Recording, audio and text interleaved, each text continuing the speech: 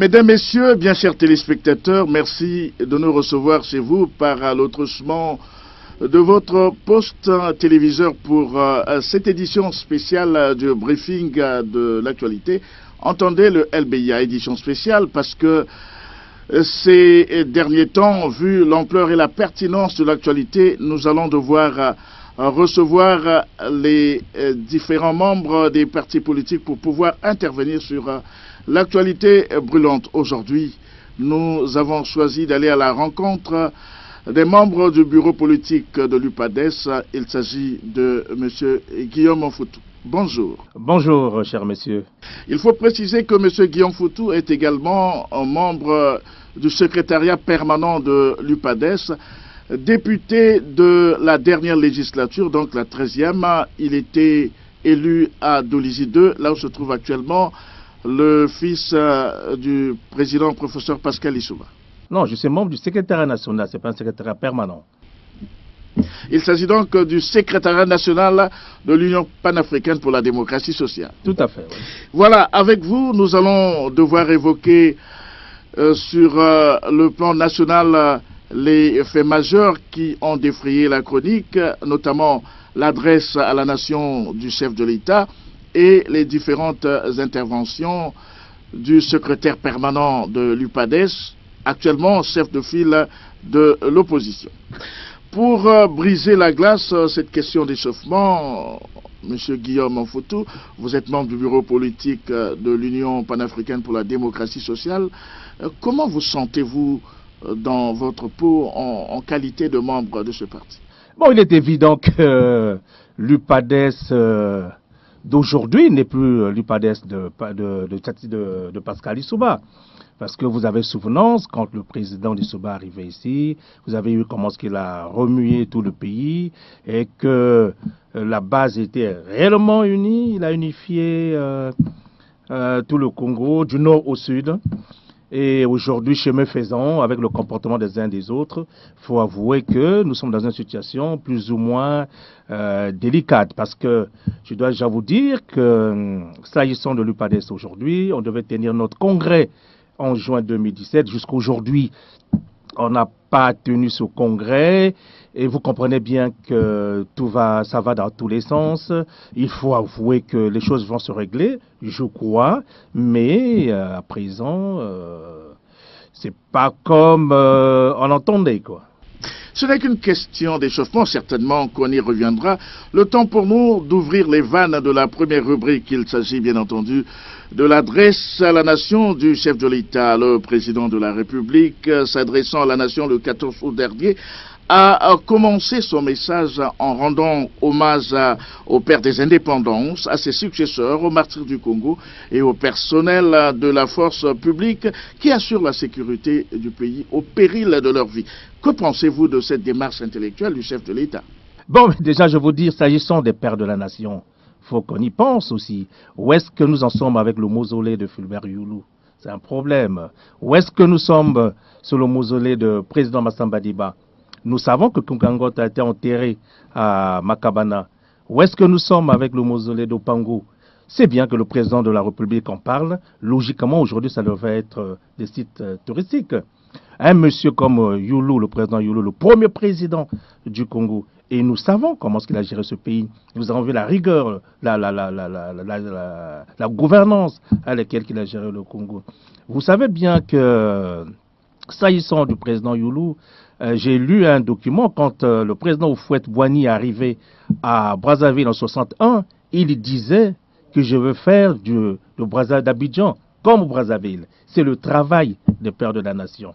C'est une très bonne chose qu'on pense au père de la nation, mais il est aussi vrai, il faut qu'on en fasse des sites touristiques. Il ne faut pas que ça soit un problème d'ethnie, un problème de département comme aujourd'hui, tout se ramène qu'à ça.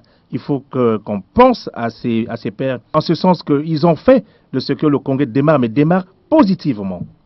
Nous allons, avec votre permission, dans les profondeurs de ce message du chef de l'État. Le président a loué les efforts fournis dans le retour progressif de la paix dans le département du Poul. Apparemment, l'opération DDR a été retardée à cause du mandat d'arrêt qui pesait sur le pasteur Ntoumi. Et cette levée a été décidée. Et tout en remerciant les partenaires qui s'activent autour de la situation du Poul, le président a invité toutes les parties concernées par l'accord du 23 décembre 2017 à s'investir pleinement dans cette opération DDR.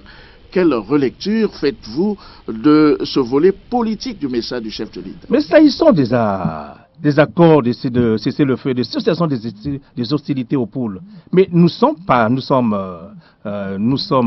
ça c'est la dernière. Il y a eu plusieurs accords. Comment ces accords ont été appliqués? Dans la pratique, qu'est-ce qui a suivi? Pourquoi aujourd'hui Ntoumi s'est retrouvé en forêt? Qu'à cela ne tienne, est-ce qu'on a encore besoin de parler de tout ça? C'est que cela nous tienne. Aujourd'hui, nous avons besoin de la paix au Poul, que les filles et les filles du Poul vivent en toute quiétude. Parce qu'il faut avouer, monsieur le journaliste, que cette partie du peuple, que les populations de cette partie du peuple, aussi longtemps depuis le Congo et Congo, vivent des misères. Il faut que ça s'arrête. Évidemment, c'est une très bonne chose que le président et le pasteur Ntoumi, je parle des belligérants, qui s'est arrivé à cet accord, et souhaitons que la pratique suive et que ça se passe. Mais alors, il ne faut pas qu'il y ait d'hypocrisie dans ces accords. Il faut que ça soit du réel, de telle sorte que les Congolais et les filles du Poul, comment continuer à vivre dans les bonnes conditions.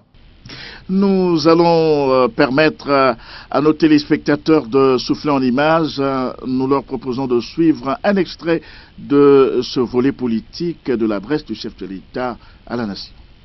Les forces vives de la nation trouvent ici la constance de notre engagement irréversible pour le dialogue, la tolérance, le respect de l'autre et le culte du travail bien fait. C'est également le moment de rendre de nouveau honneur à la force publique, à ces hommes et ces femmes qui servent parfois leur pays dans des conditions extrêmes, y compris au sacrifice de leur vie. Mes chers compatriotes, la paix reste notre credo majeur. La construction de la nation en dépend largement. Le développement de notre pays en est fondamentalement tributaire. C'est pourquoi je salue le retour progressif de la paix dans le département du Poul. La paix sans laquelle rien de durable ne peut se réaliser. La signature le 23 décembre 2017 à Kinkala de l'accord de cessez-le-feu et de fin des hostilités dans le département du Poul en est l'une des expressions les plus éloquentes. L'avenir n'est nullement dans la violence. Il nous faut à présent réussir la phase de désarmement, démobilisation et réintégration des ex-combattants. Que les partenaires au développement qui accompagnent notre pays dans ce programme trouvent ici le témoignage vibrant de notre gratitude. Alors, honorable Foutou, je crois qu'on peut continuer à vous appeler honorable, d'autant plus que l'expérience voudrait que lorsqu'on a été ministre, qu'on continue à le rester. Monsieur le ministre, je pense que député de la 13e législature, on peut également continuer à vous appeler honorable. Ben écoute, je dirais pas non. Alors, au sujet de la signature de l'accord avec le FMI, nous restons là dans le message du chef de l'État. Le président de la République a affiché son optimisme, mais il a affirmé que la signature de cet accord n'est pas une fin en soi, invitant à mettre l'accent sur le plan national de développement, PND en sigle.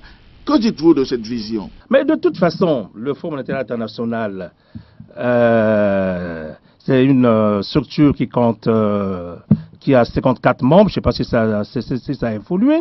Cette structure soutient les pays, même les pays qui sont dans une situation normale, même dans des pays qui font des croissances.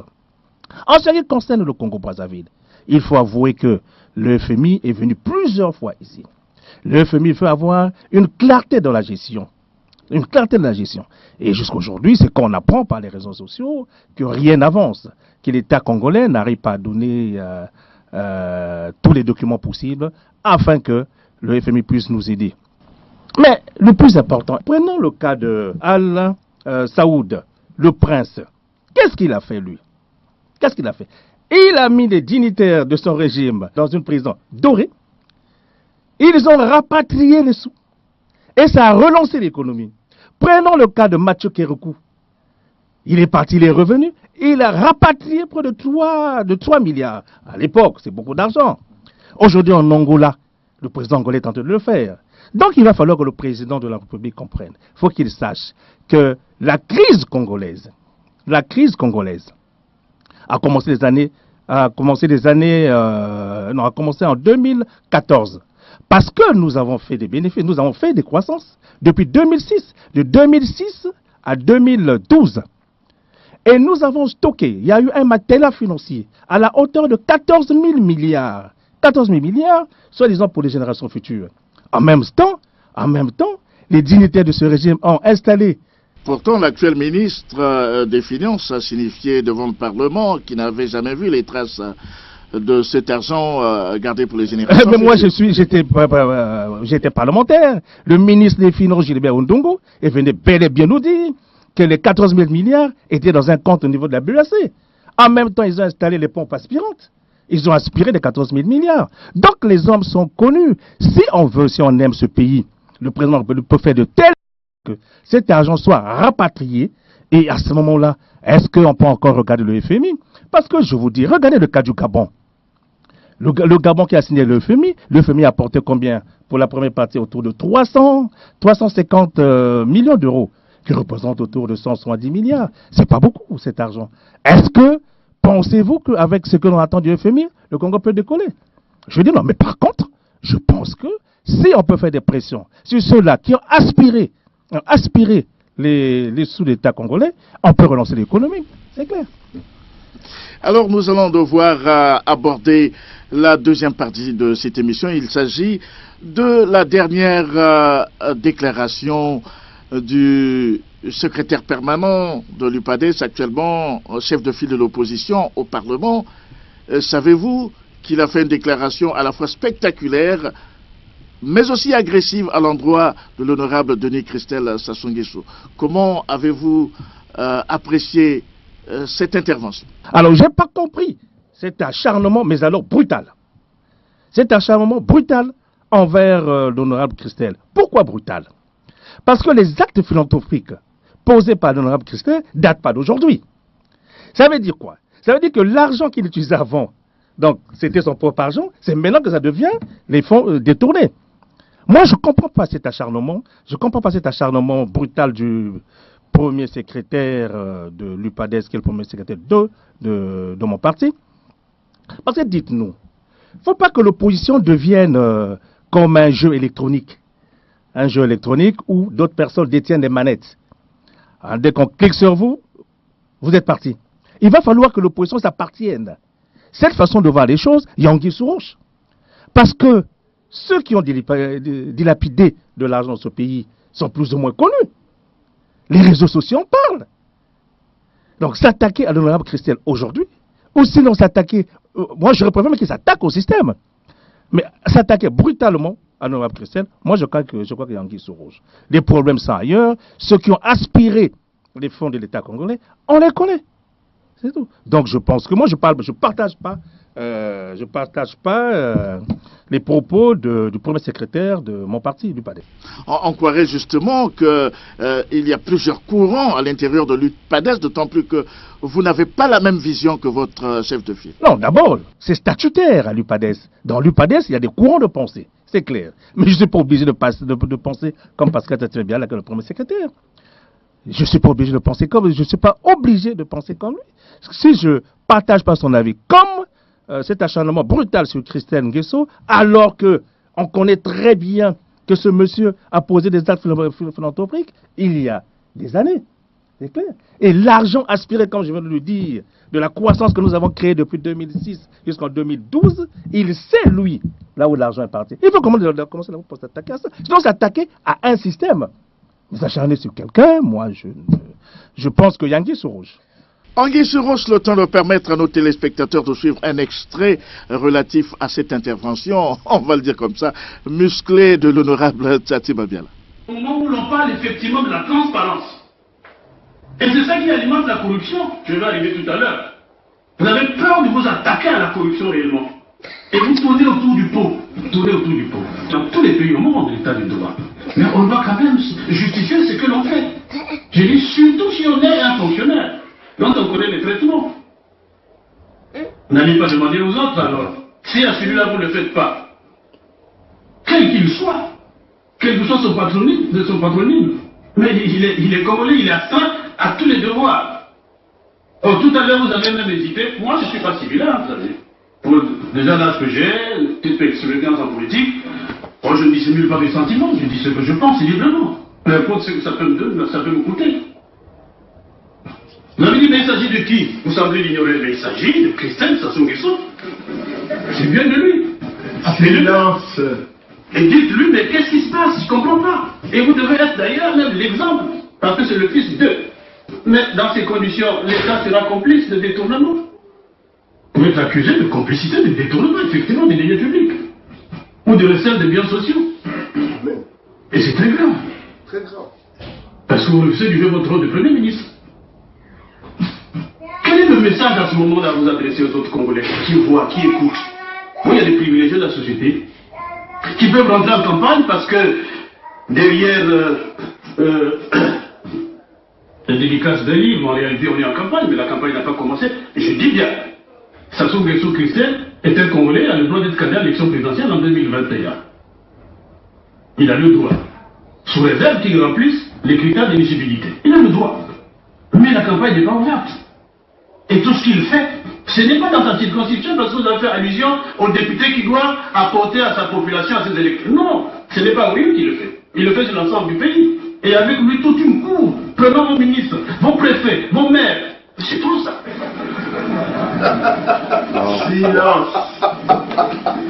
Enfin, j'ai dit, vous êtes assis sur des conservatismes que vous n'arrivez pas. Il faut taper dans la fourmilière, monsieur le Premier ministre. Moi, je vous exhorte ça. Je termine par la corruption, s'il vous plaît. La corruption, il y a quelque chose qu'on dit Commission nationale de lutte contre la corruption. Et puis hier, avant-hier, il y a eu des communiqués accusant tel ministre. Le problème, je crois que c'est comme je dis, c'est des mesures à dose homéopathique. Nous créons au sein de l'OPJ, on crée une brigade anti-détournement par des officiers de police qui travaillent directement avec le procureur. Dès qu'il y a soupçon, quoi que vous soyez, vous êtes interpellé. Vous êtes mis en examen. Et la procédure suit. C'est une présomption, vous pouvez être libéré après. Mais au moins déjà. Et comme ça, chacun devrait avoir peur.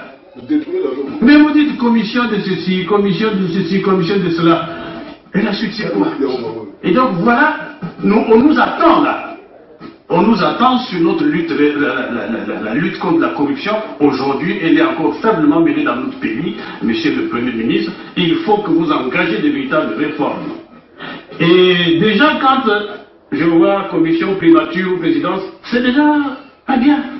Il y a le soupçon que c'est pas indépendant. Il faut rendre cette institution autonome. Et moi, il faut la dissoudre, simplement, et confier cette tâche à une brigade qui ne fait que ça au sein de la police judiciaire. Et comme ça, on va tous les délinquants en col blanc qui traînent dans le pays seront interpellés tous les jours, ils étaient en prison. Retour sur ce plateau, honorable Guillaume Foutou, on reste sur cette intervention de Pascal Thiatima Biala au Parlement.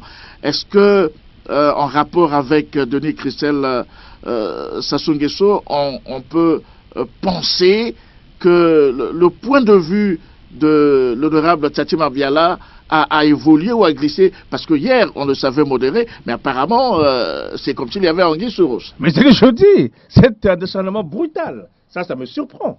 Parce que nous avons été députés aussi longtemps qu'on est dans les 5 ans que moi j'ai passé à l'hémicycle. À aucun moment, nous avons attiré l'attention du gouvernement. Donc nous sommes comptables de cette mégestion aussi. Parce que on savait bien que Christelle Sassou Nguesso posait des actes philanthropiques, on le savait. On n'avait jamais tiré sur lui. D'où vient qu'aujourd'hui que l'opposition, dirigée par le premier secrétaire Pascal Thiatima Biala, tire sur lui? Ça, je ne comprends pas ça. Alors, je vous dis qu'il y a anguille sous roche. Alors, je répète, cette opposition qui s'assimile à un jeu électronique, dont les manettes sont tenues par d'autres personnes, cette opposition est très dangereuse. L'honorable Guillaume Foutou, vous pensez que c'est une stratégie de l'opposition ou que cette malice viendrait du camp présidentiel? Mais pourquoi se mêler de la guerre des clans? Nous sommes un parti politique. Nous, c'est la nation qu'on doit voir, c'est le pays, pas la guerre des clans. Malice ou pas, nous, on n'a que foutre. Nous, c'est le pays qui compte. Si, au niveau de la présidence, ils ont des guerres, mais ça c'est leur guerre à eux. Nous, on n'a pas à s'immiscer là-dedans. La guerre des clans, on n'entre pas. Vous l'avez dit, honorable Denis Christelle Sassou Nguesso a commencé à poser des actes philanthropiques, ça fait un bon bout de temps. On penserait même que ce sont des œuvres caritatives. De votre point de vue, est-ce une vocation? Est-ce une sorte de mécénariat? Nous avons fait ça, nous tous, peut-être pas à la hauteur de Christelle. Nous l'avons fait tous. Moi, je vous dis, quand je suis élu député à Doulizi 2, il y a la toiture de l'école Gaïa est partie. Je suis parti remettre la toiture. Mais avec elle